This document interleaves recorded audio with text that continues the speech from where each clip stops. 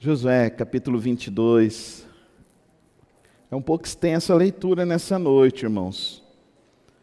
Tentei de todas as formas ver como que a gente poderia, mas eu acho que o mais prudente é lermos o capítulo todo, Josué 22. O que é a igreja para você? O que é a igreja para você? Vamos refletir um pouco sobre a igreja.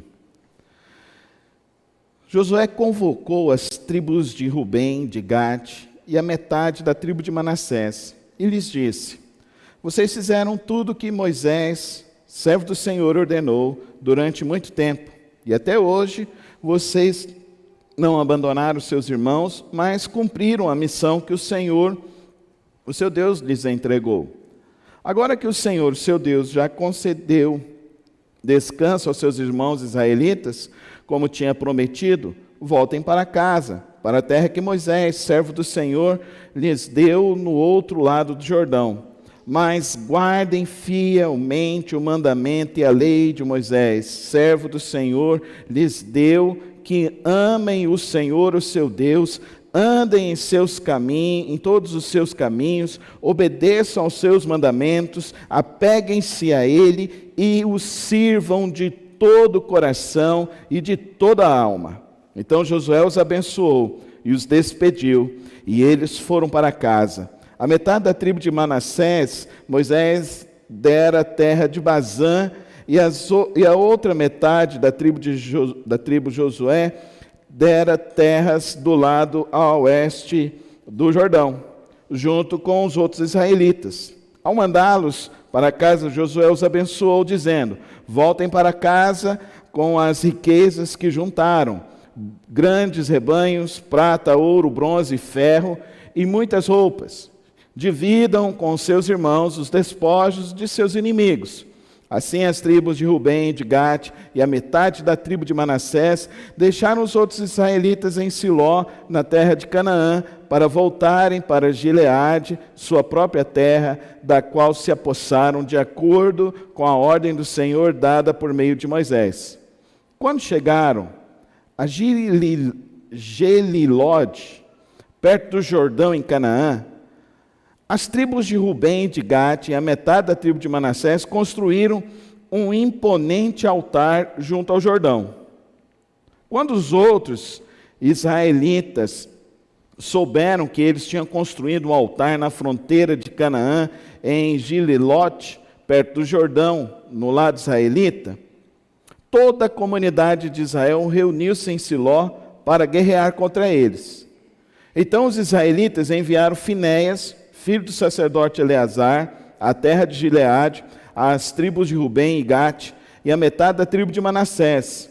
Com ele enviaram 10 líderes, um de cada tribo de Israel, sendo cada um deles chefe de suas respectivas famílias, dentro dos clãs israelitas. Quando chegaram a Gileade, as tribos de Rubem, de Gade e a metade da tribo de Manassés disseram: assim diz toda a comunidade do Senhor: como foi que vocês cometeram essa infidelidade para com o Deus de Israel?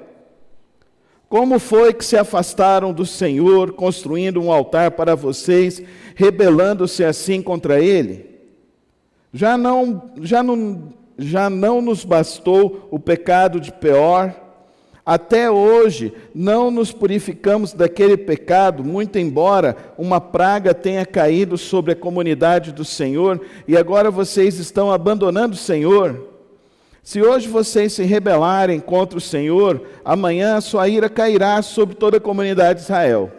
Se a terra que vocês receberam como propriedade está contaminada, passem então para a terra que pertence ao Senhor, onde tem o tabernáculo do Senhor, e se apossem de um território entre nós, mas não se rebelem contra o Senhor, nem contra nós, construindo para vocês um altar que não seja o altar do nosso Senhor, o nosso Deus. Quando Acã, filho de Zerá, foi infiel com relação às coisas consagradas, não caiu a ira sobre toda a comunidade de Israel? E ele não foi o único que morreu por causa do seu pecado. Então as tribos de Rubem, de Gade, metade da tribo de Manassés, responderam aos chefes dos clãs de Israel. Então prestem atenção.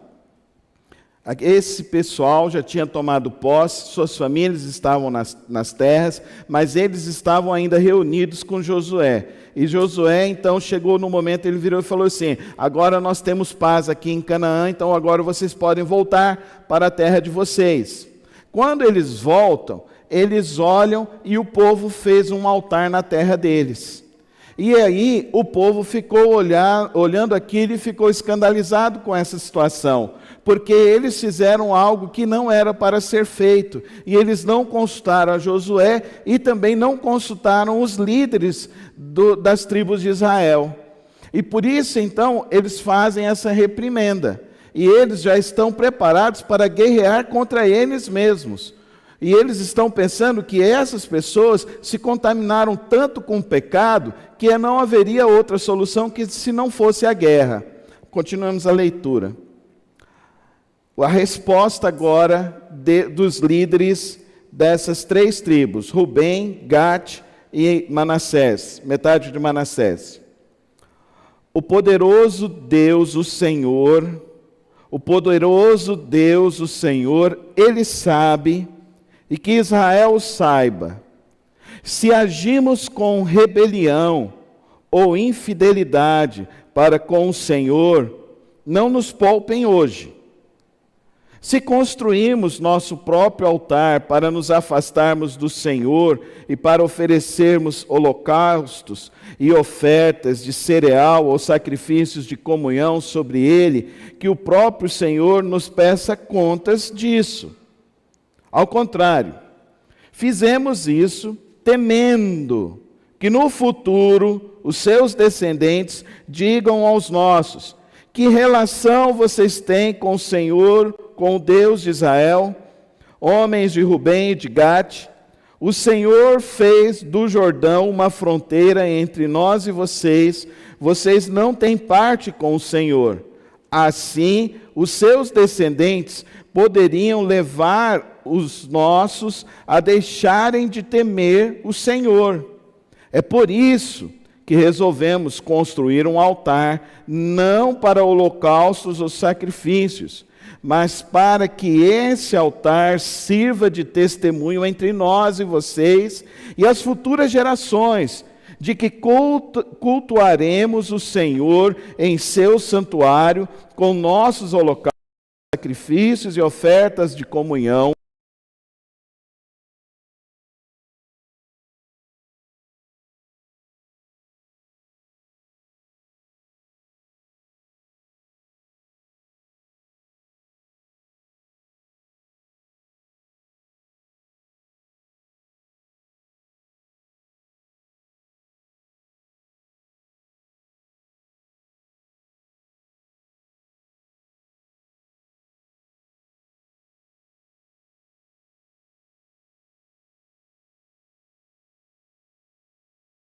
Contra o Senhor e nos afastarmos dele, construindo para holocaustos, ofertas de cereal,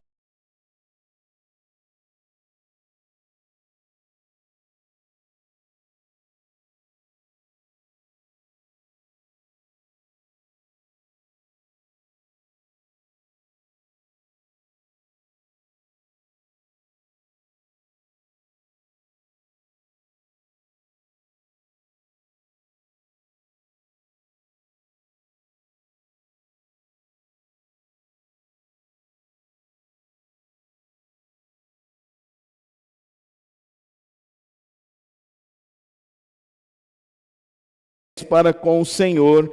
Assim vocês livraram os israelitas da mão do Senhor. Nós precisamos entender que a salvação em Jesus Cristo é uma decisão pessoal, mas a vida cristã, ela tem relacionamento profundo na experiência comunitária, na experiência de ser igreja. Isso desde os primórdios entre a nação de Israel e a partir também da fundação e do estabelecimento da igreja no nosso Senhor Jesus Cristo. Vocês se lembram que o Senhor Jesus Cristo disse aos seus apóstolos que tudo quanto eles ligarem no céu estará ligado no céu, estará ligado na terra? E tudo que eles desligarem no céu também estará desligado sobre a terra?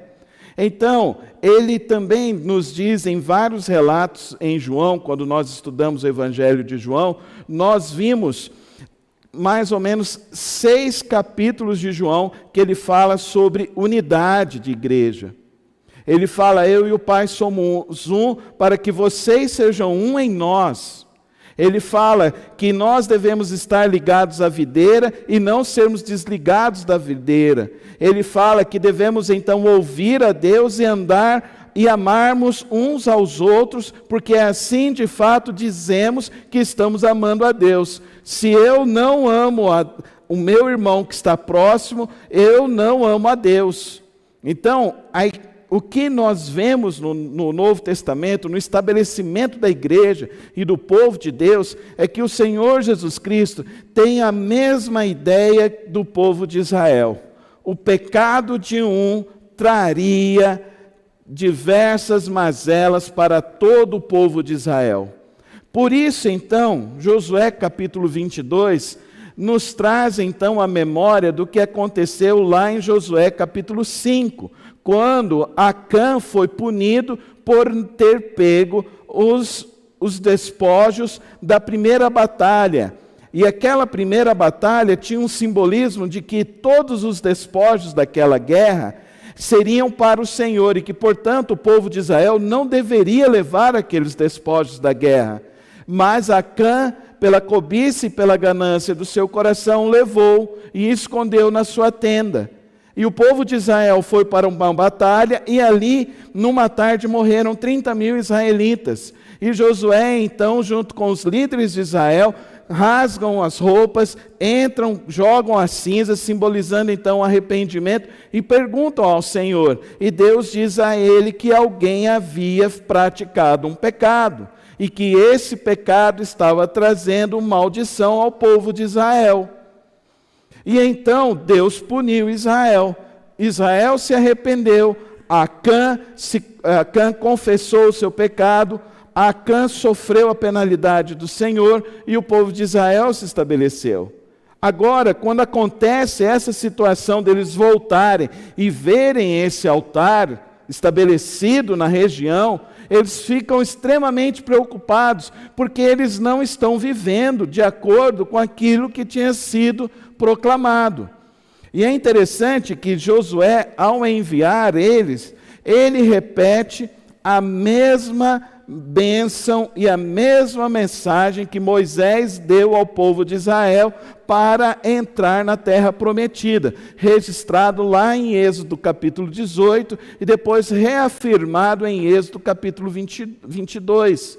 E aqui nós vemos a mesma palavra, o mesmo detalhe, verso 5: guardem fielmente o mandamento e a lei que Moisés, servo do Senhor, lhes deu, que amem o Senhor, o seu Deus, andem em todos os seus caminhos, obedeçam aos seus mandamentos, apeguem-se a Ele e o sirvam de todo o coração e de toda a alma.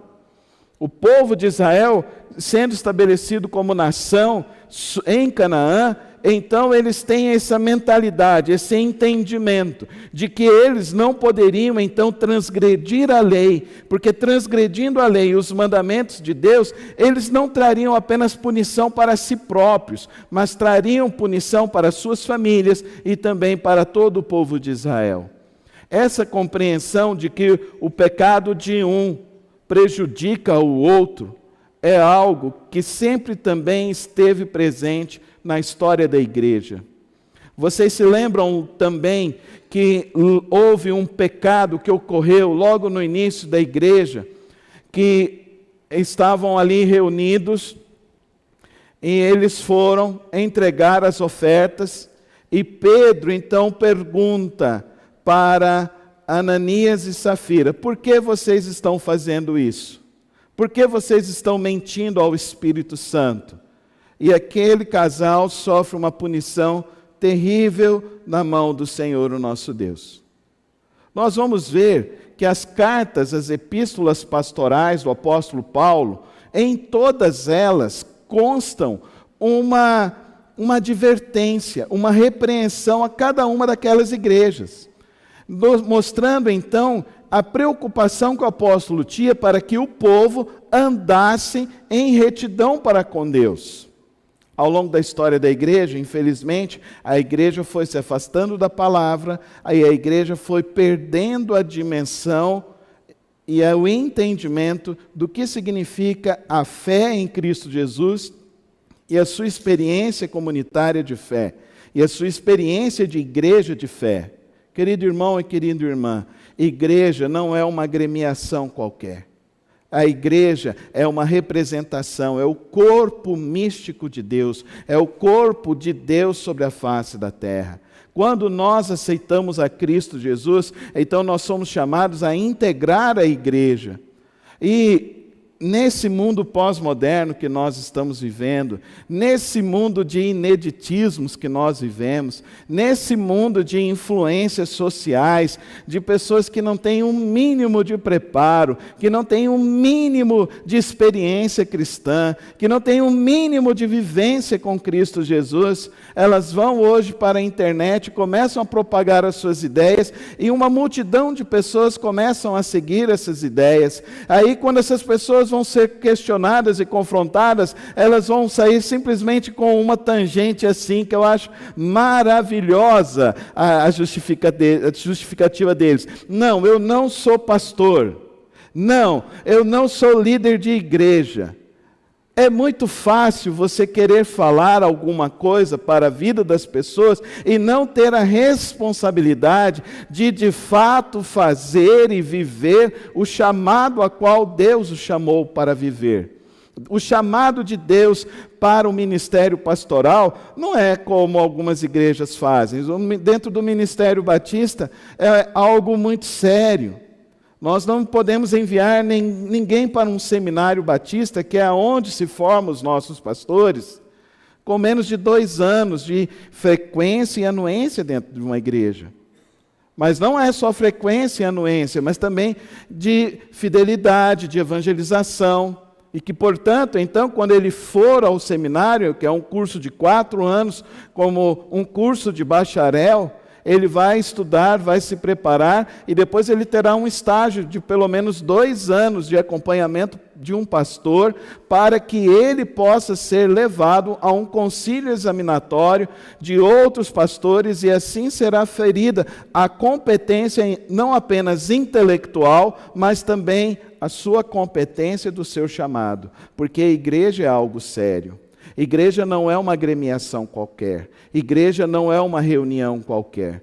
Quando estamos aqui reunidos numa noite como essa, quando estamos aqui reunidos como Assembleia do Senhor, o nosso Senhor Jesus Cristo, nós estamos aqui representando a Deus. Nós não estamos aqui fazendo qualquer outra coisa que não seja isso. Nós estamos aqui representando a Deus através da nossa comunhão e através do nosso exemplo.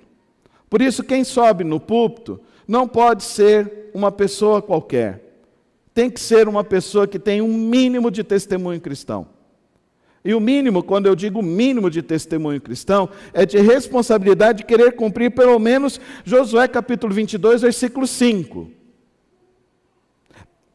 Guardem fielmente o mandamento e a lei que Moisés, servo do Senhor, lhes deu, que amem o Senhor, o seu Deus, andem em todos os seus caminhos, obedeçam aos seus mandamentos, apeguem-se a Ele e o sirvam de todo o coração e de toda a sua alma. Querido irmão e querida irmã, nessa época de conturbação e de desconstrução da ideia e da vida cristã, e da vida e da representatividade do que significa ser igreja, como eu disse semana passada, infelizmente, a igreja hoje não é reconhecida pela sociedade em massa, dizendo que é algo confiável. Mais do que nunca, se você quer de fato, e você se sente um discípulo de Cristo Jesus, você precisa ter um compromisso fiel com uma igreja local. Você precisa ter um compromisso fiel com Deus. Você precisa se tornar responsável pela obra de Deus através de uma igreja local. Ah, mas na Bíblia não aparece isso. Sim, aparece. Todas as vezes que a palavra eclésia aparece no Novo Testamento, ela vai aparecer 116 vezes no Novo Testamento. Dessas 116 vezes que ela vai aparecer, ela vai ter o sentido em mais de 80 vezes como assembleia e reunião coletiva do povo de Deus. Ela vai aparecer 2 vezes dizendo que é a igreja de todos os tempos e de todas as eras. E ela vai aparecer depois, as outras vezes, em torno de 26 vezes, ela vai ser apresentada como uma igreja local que tem um endereço, que é dentro de uma casa, que tem uma liderança, e que essas pessoas estão ali comprometidas ali na igreja. Nós temos um berçário ali. Então, é muito importante que nós entendamos sobre o que é ser igreja e o que é pertencer à igreja. Não é o que o mundo está dizendo, não é o que as igrejas pós-modernas estão vivendo. O texto de Josué capítulo 22 nos traz algumas lições. A primeira delas, queridos irmãos, nem toda ideia é ideia para a edificação do povo de Deus. Nós precisamos tomar muito cuidado. Ah, porque a igreja tal está fazendo tal coisa, então nós temos que fazer também. Querido irmão, eu gostaria que você prestasse muita atenção neste momento. A igreja não é uma história de qualquer lugar. A igreja não é uma história que nasceu ontem. Igreja não nasce em porta de botequim. Igreja não nasce no meio de conluio de pessoas querendo simplesmente enriquecer. Eu estou falando de uma igreja séria. Uma igreja séria, ela nasce de um chamado espiritual, de um compromisso, de um crente fiel que se torna responsável de um chamado que Deus dá para que o evangelho seja proclamado, anunciado, para que outras vidas sejam salvas e que se funde então uma agência do reino de Deus em uma localidade. Igreja é algo sério. Igreja é algo que vem da vontade de Deus. Igreja tem a ver com alguém que entendeu a voz de Deus e que outras pessoas vão entender então que juntos com essa pessoa estão juntos dentro de uma missão. E a única missão que importa é que Jesus Cristo seja o Senhor de todas as vidas. Você pode falar um amém? Porque essa é a nossa missão. A missão é que Jesus Cristo seja o Senhor na minha vida e seja o Senhor da sua vida. Eu e você precisamos entender isso nesta noite. Porque falta de compromisso com a igreja, querido irmão, traz prejuízos espirituais para o reino de Deus. Infelizmente, a igreja hoje é conhecida por pastores que, infelizmente, adulteraram, por pastores que não são bons pagadores, por pastores que não têm uma conduta ética ilibada. Aí, o que a igreja pós-moderna inventou? Eu já falei para vocês, que tem muito aí que está no YouTube falando, então eu não sou pastor. Acho isso muito interessante. Aí o que as pessoas falam? Não, eu vou lá e contribuo. O que eles fazem não me importa. Aí o que importa é a minha fidelidade para com Deus. Será que é isso aí mesmo, irmão? Será que é assim? Será que é assim que a igreja deve ser? Não. A igreja não pode ser assim. A igreja ela é composta de homens e mulheres que são lavadas no sangue de Cristo Jesus, para que elas possam então entender que esse empreendimento, esse trabalho, ele é algo para toda a eternidade. E que, portanto, nós temos a responsabilidade diante desse trabalho. Essa responsabilidade você não pode terceirizar para ninguém. Eu vejo que muitas pessoas acham então que a evangelização, o discipulado, a administração é de competência do pastor. É de competência de algumas pessoas da igreja. Aí as pessoas oram assim: Deus, eu abençoo e peço que o Senhor direcione os líderes da igreja. E você não se sente um líder? E você não se sente uma pessoa responsável? Querida irmã, você casa com um irmão e ele fala: não, é você que tem que pagar as contas da casa. Você ficaria satisfeita com isso? É assim que deveria ser o relacionamento conjugal? Não. A responsabilidade é do casal. Geralmente o casal, quando está com problema financeiro, desequilíbrio financeiro, você pode ter certeza que tem alguém que está tentando pagar as contas e outro alguém não está nem aí para o número das contas. E se você realmente entende que você quer ter uma vida financeira equilibrada dentro da sua família, você precisa gastar tempo checando os teus extratos bancários, checando os extratos do teu cartão de crédito, e ver aonde você está gastando e o que você está fazendo. Porque relacionamento, para dar certo, as duas pessoas precisam ser responsáveis. Ninguém deve casar para levar um filho, a mulher, o meu filhão, a minha filhona. Não, casamento não é isso. Casamento são duas pessoas que se juntam e multiplicam suas forças, multiplicam o seu entendimento. Se essa é a experiência de casamento, o apóstolo Paulo nos fala lá em Efésios capítulo 4, que a experiência de igreja é uma experiência de casamento, e que, portanto, a experiência de casamento, cada crente é responsável diante de Deus pelo encaminhamento, desenvolvimento, crescimento e pelo encorajamento e pela transformação de vidas dentro de uma igreja local. Se você tem um entendimento diferente disso, querido irmão, observe o que eles fazem esse povo. Eles ouvem uma denúncia. E quando eles ouvem a denúncia, eles levam aos líderes.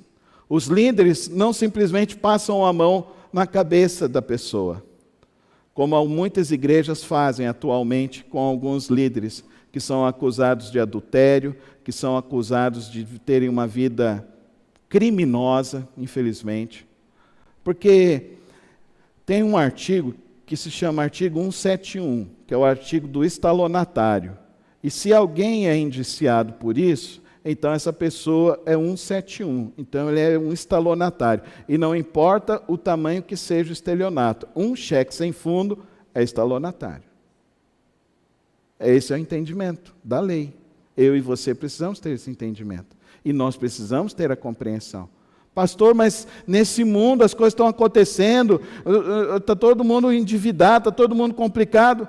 Querido irmão, sim, mas você vai ficar complicado até quando?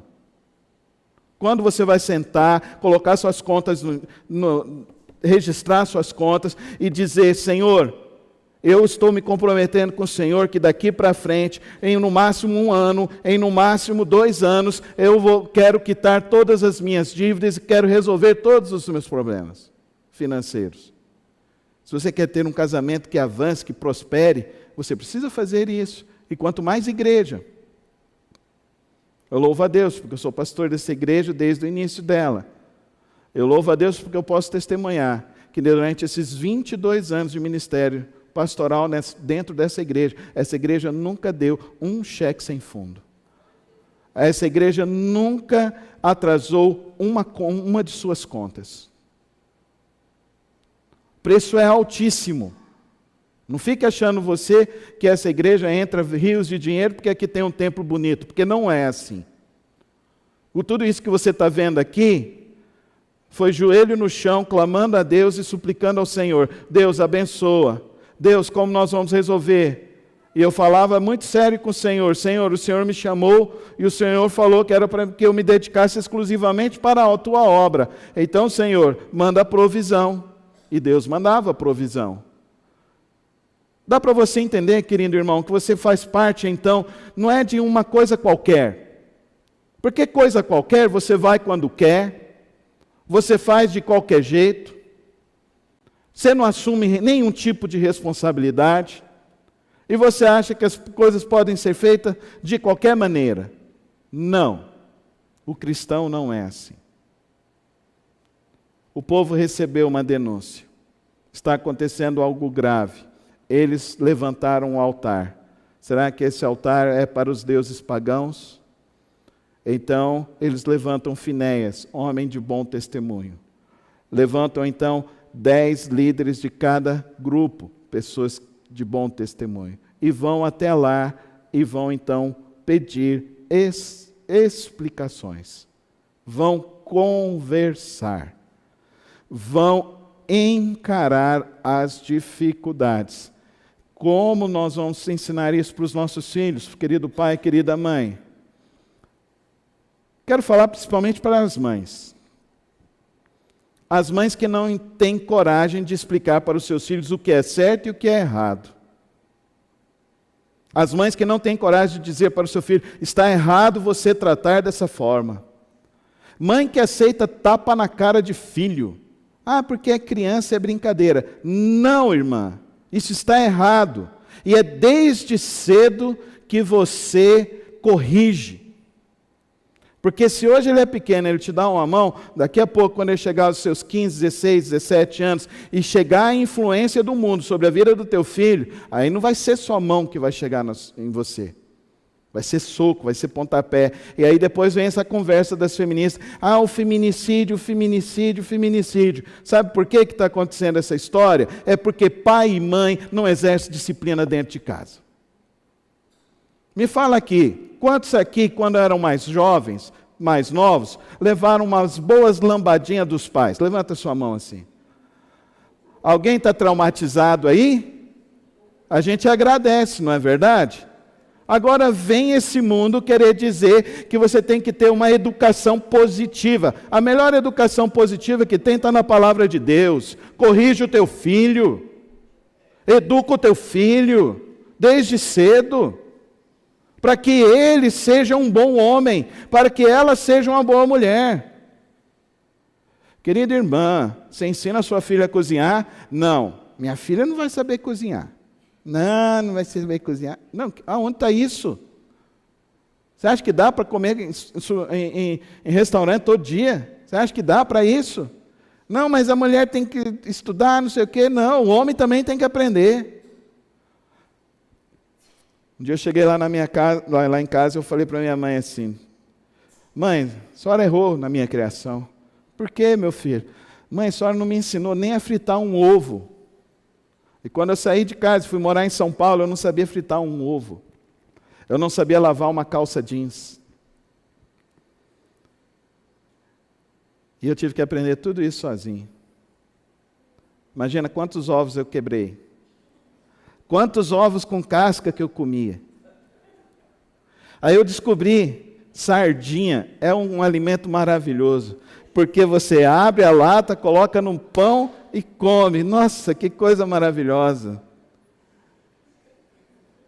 Mas é dentro de casa que a gente aprende isso, querido irmão e querida irmã.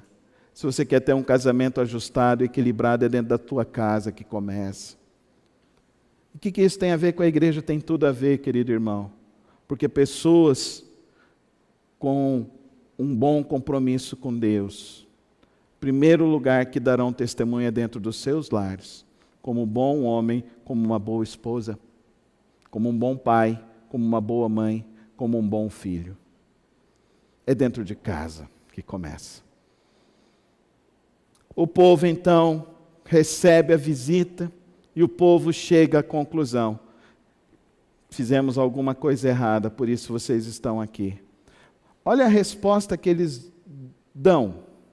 Isso é resposta de quem quer resolver as coisas. Olha a resposta que eles dão. Verso 20. Desculpe.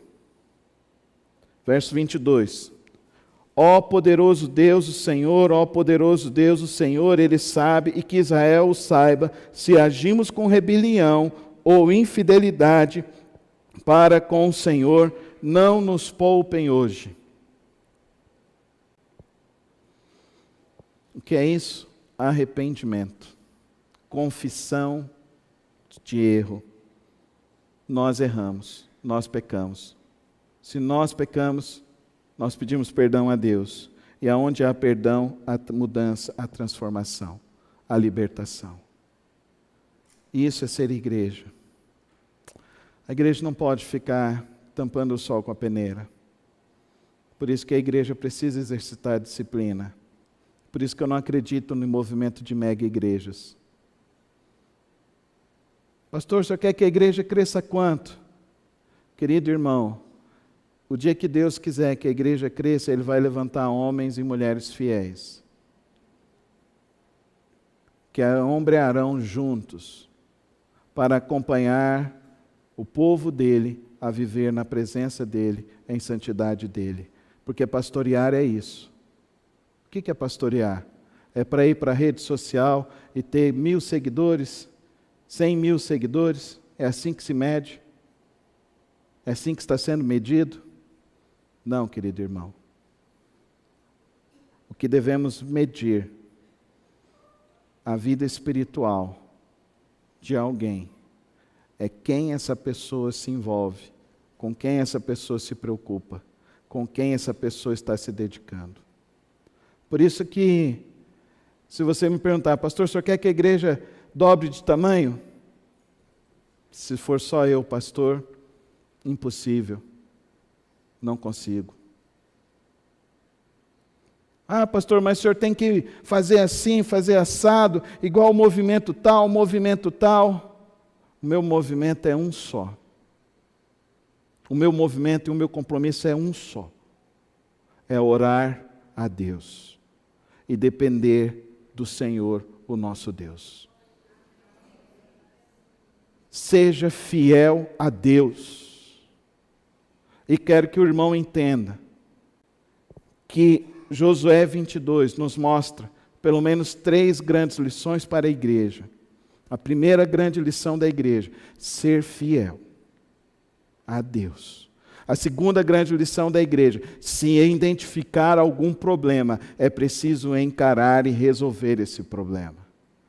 Não adianta ficar de conversa para o lado, conversa para o outro e passa para frente. Não, tem que encarar, tem que conversar de frente para que seja resolvido, para que haja arrependimento e haja transformação e haja libertação e haja cura espiritual. E a terceira lição, querido irmão, que esse texto nos mostra, é que é muito importante manter a unidade da igreja do Senhor Jesus Cristo. É muito importante mantermos a unidade com o Senhor Jesus Cristo. É muito importante. Pertencer à igreja não é vir de vez em quando. Pertencer à igreja é ser verdadeiro discípulo do Senhor Jesus. É ser verdadeiro servo do Senhor Jesus. Eu penso assim, a maneira como eu me meço, e eu gostaria que você pudesse pensar sobre isso. Para você que está chegando à nossa igreja, eu só vou poder ser o seu pastor o dia que a gente sentar e comer alguma coisa junto e a gente compartilhar juntos uma história de vida. Aí a gente é irmão. O Kim não gosta que eu chame ele de irmão, mas para mim é algo precioso quando eu chamo assim o irmão Kim, o irmão Abreu, porque isso para mim não é da boca para fora. O irmão Ricardo, o irmão Wendel. Quando eu penso assim, é porque eu sei que a gente já chorou junto alguma coisa. Isso é ser igreja. Chorar com os que choram. Ou pelo menos a gente comeu uma fatia de bolo bem gostoso junto, tomou um café, igual a gente fez ontem aqui, né, Paulão? A gente veio aqui orar às 6:30 da manhã, um bolo gostoso, bolo de fubá, não precisa de mais, um bolo de fubá, um cafezinho, café cavaleiro, você conhece esse? Pouco pó, pouco pó, pouco pó. Mas foi bom, porque isso é ser igreja. Eu quero voltar aqui para o povo de Israel, eu quero te dizer o seguinte: essa ideia de união para eles foi um negócio tão forte, que foi algo tão poderoso sobre essa nação, que eles foram dizimados. Pensa quantas vezes eles foram dizimados. Pensa quantas vezes eles foram perseguidos. Pensa quantas vezes fecharam as portas para essa nação. Pensam quantas vezes eles foram expulsos de suas casas. Mas cerca de 80 anos atrás eles se reuniram. E eles continuavam sendo Israel, o Israel de Deus, o povo de Deus, chamado por Deus. Será que eu e você somos igreja assim? Será que eu e você somos esse povo que tem uma história viva com um Deus vivo? Será que eu e você somos a igreja que de fato tem experiência viva com Deus? Será que eu e você somos essas pessoas que a gente não está só compartilhando, tá bom, tapinha nas costas? Gente, isso não leva ninguém para lugar nenhum. Se é para isso que você quer uma igreja, você está no lugar errado, irmão. Porque igreja, o mais gostoso, é o que a gente vai fazer daqui a pouquinho, depois do culto. A gente vai sentar ali, a gente vai ouvir as piadas sem graça, a gente vai ouvir, meu São Paulo ganhou ou não? Vão falar mal do meu São Paulo hoje.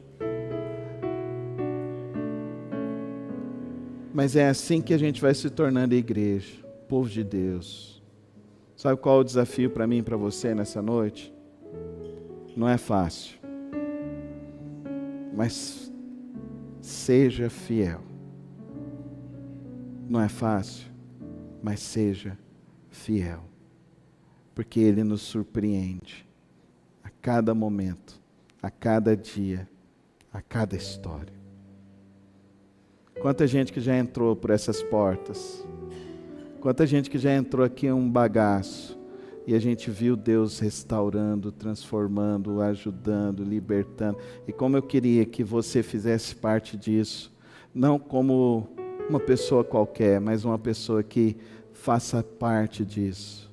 Quantas pessoas entraram por essas portas com seus casamentos arrebentados e foram transformados. Quantas pessoas que entraram por essas portas cheias de enfermidades e foram curadas. Quantas pessoas que entraram por essas portas, seus parentes estavam nas UTIs da vida e a gente junto, a gente orava, a gente clamava. Quanta gente entrou também com sérios problemas, que a gente teve que sentar, tivemos que ter conversas difíceis, conversas que eu não gosto de ter com ninguém, conversas que eu gosto de ter com o cara que eu acordo todo dia e encontro lá na frente do meu espelho. Aí eu gosto de conversar sério com ele. Olha, você não está sendo bom, você não está acertando nisso, você tem que resolver essas coisas. Eu gosto de ter essas conversas sérias com esse cara. Mas como pastor, às vezes a gente tem que sentar e conversar essas conversas. E é isso que é ser igreja. Isso é que é ser igreja. Sabe por quê? Um dia Deus vai reunir a igreja dele, de todos os tempos, de todos os povos. Ele vai reunir esse povo. E todos juntos entoarão com uma só voz que Jesus Cristo vive e reina, e reinará para sempre. Ah, querido irmão, eu quero morrer, já pedi para o Senhor, Senhor, que meu último dia seja terminando no domingo, pregando, chego na minha casa, durmo, e no outro dia falam, ele foi para o Pai. E é isso que nós precisamos almejar, ir para o Pai. É isso que importa nessa vida. É isso que traz a solução para a tua alma, para o teu coração. Vamos ser esse desafio de igreja? Vamos viver esse desafio de igreja? Fecha os teus olhos. Fala com o Pai. Fala com Ele e faz o seu compromisso com o Senhor Jesus Cristo. Coloca a tua vida nas mãos dEle e vive na presença dEle. Guarde o texto. Guardem fielmente o mandamento e a lei que Moisés, o servo do Senhor, lhes deu, que amem o Senhor, o seu Deus. Andem em todos os seus caminhos, obedeçam aos seus mandamentos, apeguem-se a Ele e o sirvam de todo o coração e de toda a tua alma. Você quer cura para a tua vida? Anda com Jesus. É Ele que cura as nossas vidas. Os que semeiam com lágrimas voltarão com feixes de alegria, amém? É Ele que dá essa alegria, a alegria do Espírito. É isso que eu desejo para a tua vida. Sabe o que eu desejo para a tua vida? A paz do Espírito Santo de Deus. Você deitar a sua cabeça e falar: Senhor, obrigado por esse dia que o Senhor se fez presente. Você deita e dorme. Você não precisa tomar o seu Rivotril, você não precisa tomar nenhum calmante, não precisa tomar nada para dormir, porque você vai descansar e ter o descanso do Espírito Santo de Deus na sua vida. A paz de Deus, a paz do Senhor, o poder de Deus na sua casa. Sua casa será um lar de bênção, um lar abençoado, se você seguir a palavra dele. E um lar abençoado é cheio de paz, de harmonia. É o lugar aonde as pessoas querem ir, ficar lá com você. E você vai vendo assim, você fala: nossa, podia tanto ir embora, mas a pessoa quer ficar lá, porque ela chega e fala assim: nossa, encontrei aqui uma paz. E é isso aí, é a paz de Deus, a paz do Senhor em nossas vidas. Sabe o que a igreja precisa? Que você seja fiel a Jesus Cristo. É só isso. Feche os teus olhos, fala com o Senhor. Eu te agradeço, Senhor, pela tua palavra, pelo teu desafio. Te agradeço, Senhor, porque ao longo desses anos conseguimos chegar até aqui, Senhor. A despeito das minhas falhas, das minhas fraquezas, das minhas loucuras também, o Senhor nos trouxe até aqui nessa noite. E a gente, ó Deus, pode abrir a tua palavra, a gente pode te adorar. Obrigado, Senhor. Obrigado porque o Senhor tem nos feito teu povo, tua família. O Senhor tem nos feito, ó Deus, a família do Senhor sobre a face da terra. Obrigado, ó Deus, porque aqui já no meio dessas histórias de famílias que estão aqui, ó Deus, o Senhor já tem feito coisas tão tremendas, tão maravilhosas, e coisas ainda maiores, eu sei que o Senhor irá fazer. Por isso eu peço, ó Deus, que o teu Espírito nos encha aqui nesta noite, nos encha da tua alegria, nos encha da tua paz, nos encha da tua graça, em nome de Jesus. Amém e amém e amém.